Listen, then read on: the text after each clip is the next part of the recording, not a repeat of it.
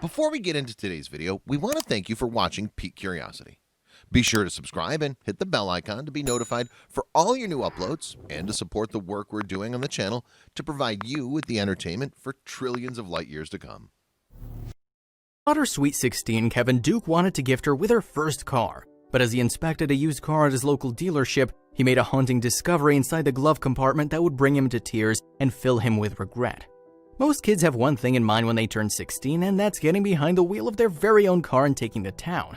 15-year-old Jada Duke was no different. In January of 2015, she was just a couple of months away from her 16th birthday and was itching to get behind the wheel. Knowing this, her father Kevin Duke decided to start looking for a good starter car.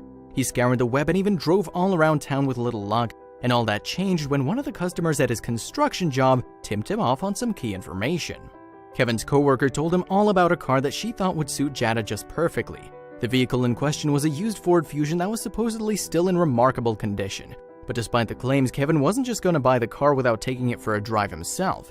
He also wanted to give the car a meticulous look over before anything that could cause problems happened. Determined to make sure there were no flaws, he checked it over at least 6 times. After a closer inspection of the glove compartment, though, Kevin found something that was very strange. Though it seemed of little significance, it would end up taking him on an emotional roller coaster ride. As it turned out, Kevin Duke's thorough search yielded results. In an interview with CNHI News, Duke recalled, "This time I noticed that the cover on the bottom was removable. I thought it might be dirty, so I popped the cover loose, and when I did, I saw the cover of the envelope." It's not at all common to encounter such a personal relic left behind inside of a used car, as dealerships are quick to clean out the vehicle. Intrigued, Kevin got comfortable in the car and opened the envelope. What he saw inside was even enough to bring this grown man to tears. As he examined the envelope, Kevin found a haunting memento that had been purposefully left behind. The letter read, "This car holds a lot of special memories for me. My home and everything in it is gone. This car is all I have left to touch. My family filled this car with lots of love and other sticky things." The letter further detailed some of the memories that had taken place in the car. "We took 2 road trips, blasted 80s and country music, and rolled the windows down. I've changed more diapers in the back seat than I can count. There's probably a sucker stick or a crayon hidden somewhere that belonged to my baby." As he continued reading, more mysteries behind the car's condition were brought to light. The car wasn't in pristine shape when Kevin had first seen it. During first investigation, Kevin noticed it was sporting a decent number of dents and scratches. The secret note he found stashed away in the car revealed how far they had come to be.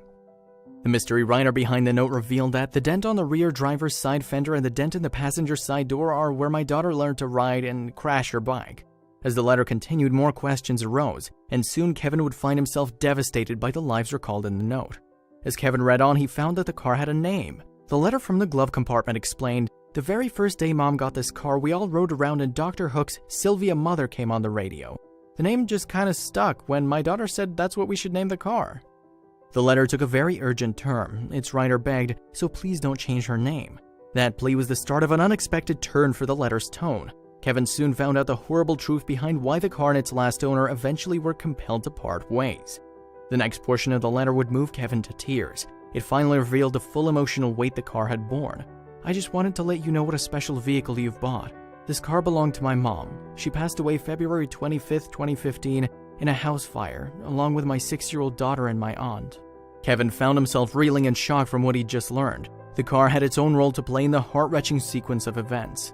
"The last time my mom drove this car was the day she left us." With tears streaming down his cheeks, Kevin couldn't help but wonder who wrote the letter and how the person is doing. The writer behind the tragic note in the used car's glove compartment was named Sabrina Archie. Her mom and aunt were 2 supportive pillars that were always there for her, and her eldest daughter was the sunshine of her life. When the unimaginable tragedy had befallen her family, she was at work and had no idea what was going on. After that fateful day, Sabrina was thrown into one of the hardest periods of her entire life.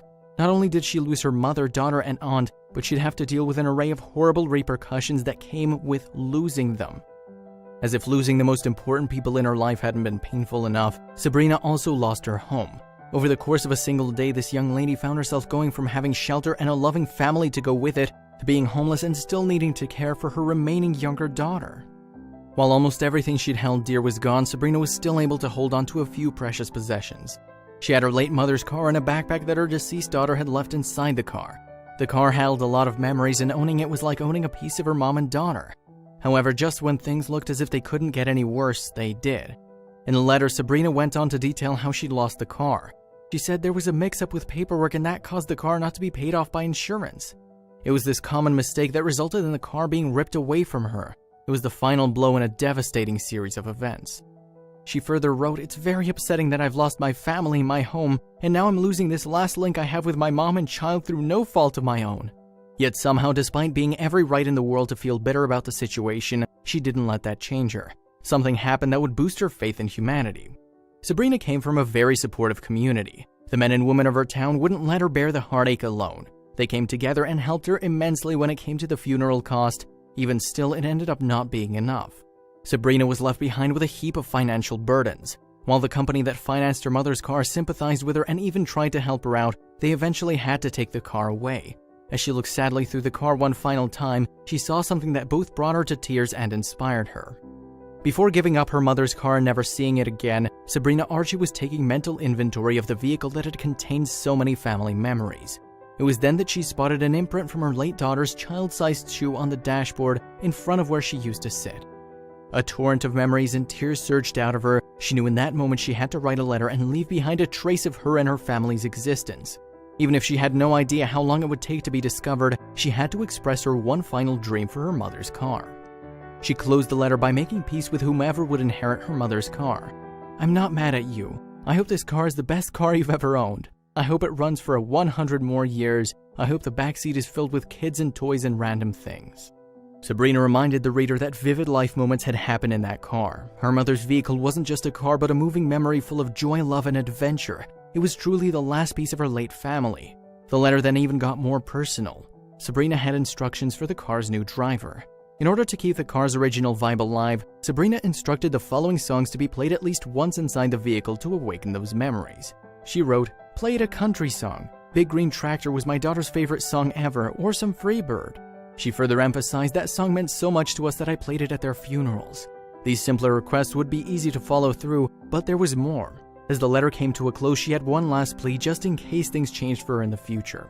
It should come as no surprise that deep down, Sabrina wanted the car back. At the end of the note, she left a final plea asking, "If you ever want to sell Sylvia, please try to find me. I just paid for 3 funerals. I can't afford to buy it right now, but hopefully I'll be in a better financial situation if you decide later that she's just not right for you anymore."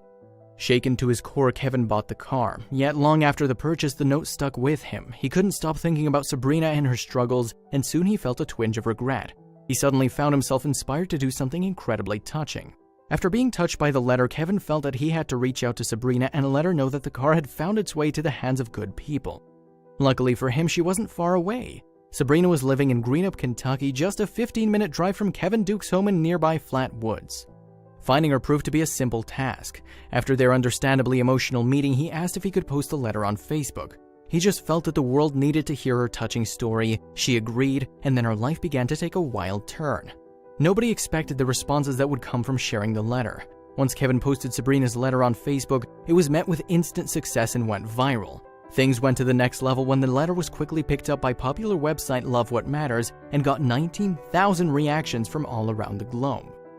Millions of hearts went out to Sabrina Archie, and many people believed that Kevin should do the right thing and return her mother's car to her. Yet while the majority of the online masses hoped and dreamed for Sabrina's happiness, one reader decided to actually do something about it.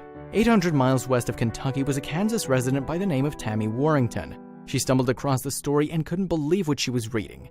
Having kids of her own and relating to the pain one feels upon losing a parent, she was moved to tears by Sabrina's story. Tammy couldn't imagine the pain of losing a daughter and told CJ Online how devastated she felt on Sabrina's behalf. Feeling like she could make a difference in this woman's life, Tammy was determined to get that car back to Sabrina. She immediately set to working towards a solution. When Tammy first came across the letter online, the bottom of the letter with Sabrina's signature had been blocked out by Kevin. Because of that, Tammy had no idea who'd written the letter. She only knew that Kevin Duke was the original poster and decided that she'd need to reach out to him in order to help Sabrina. Tammy messaged him explaining her ultimate goal of coming up with a solution as to how to return the Ford Fusion to Sabrina. Kevin saw and replied to her message. He was more than willing to take part in Tammy's plan. He also let her in on something that shocked her. Luckily for Tammy, contacting Kevin helped her lead right to Sabrina. He told her that he had already been in contact with Sabrina and that he'd be happy to come to a solution that could result in her getting her mother's car back. Naturally, it couldn't happen without Kevin getting a replacement car for his daughter. The two put their minds together and figured out how much it would cost to replace Kevin's daughter's used car. After taking into consideration credit card and processing fees, it had cost them about $12,000. They landed upon the perfect idea as to how to raise money. The two set up an online fundraising campaign for Sabrina. Initially, the dough wasn't rolling in as quickly as they hoped they would. In the campaign's first few weeks, they only managed to raise a few $100s. However, one day they checked the amount and they found they'd earned an incredible $3,500. Tammy checked her email and found hundreds of messages from Sabrina's supporters. Not long after, they found out that Sabrina's story in the fundraising campaign had been featured on an Australian TV program. Their story made international headlines and was poised to take another giant leap. While the story made television in Australia, it was yet to find a massive American audience, and that's exactly what they needed in order to reach their goal. Thankfully, not long after having been featured in Australian media, American channel TLC's This Is Life Live contacted Warrington. They wanted to hear all about Sabrina's blooming friendship with Tammy and the Doof family. Kevin agreed that he would appear in front of the television cameras, and when the producers told him what they'd hoped to see, he was absolutely ecstatic. They were going to deliver a scene that the masses would never forget. Before the eyes of viewers the world over, Kevin Duke was able to hand over the keys to the Ford Fusion back to Sabrina. It was a deeply emotional and meaningful moment for everyone involved. While the money was eventually raised and Kevin was able to get his daughter a new car, there was still one question on everyone's minds. Many people wondered why he didn't just hand over the vehicle to Sabrina to begin with. During an interview with CNHI News, he stated, "I didn't want to make any money from it. If I could have afforded to replace the car, then I would have just given it to her." When all was said and done, the money raised from TV appearances didn't just reunite Sabrina with her mom's car. It went far further than Kevin and Tammy could have imagined. The terrible series of losses that Sabrina had suffered in 2015 hurt her not just emotionally, but also financially. The poor woman found herself standing before a mountain of debt that had to be paid off. With the money raised, however, Sabrina was at last able to clear her name of the debts she had left over. She wouldn't exactly be leaving the past behind her. It was a step in the right direction, though. Kevin Duke discovering that letter pushed Sabrina's life in a new direction. Only a couple of years after getting the car back, she was able to get a second shot at love and a new husband. But where was Kevin's daughter Jada while all this was happening?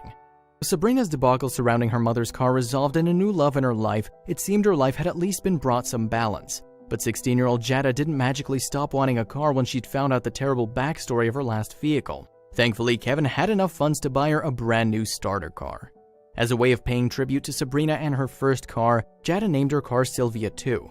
As this young lady embarks on a new era in her life, we can only hope that her new car experiences all the love, laughs, and adventures that the original Sylvia got to live through.